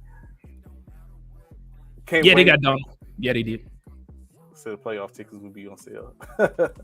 So, Bishop, any last word before we get up out of here? Hey, man, y'all have a great Tuesday. Enjoy, like my boy Trey said, man. Y'all, my frat, y'all be sure to tune in Monday through Friday, 09 to 1100 hours for you civilian personnel. That's 9 a.m. to 11 a.m. Central Standard Time, right here on First Formation. Be sure to follow in because you don't want that 48 sticks. You feel me? Until tomorrow, man, y'all have a blessed day. Be safe, hug on someone, love on someone. Time is short, life is short, and we appreciate each and every one of y'all for tuning in and watching us on this great show. Peace.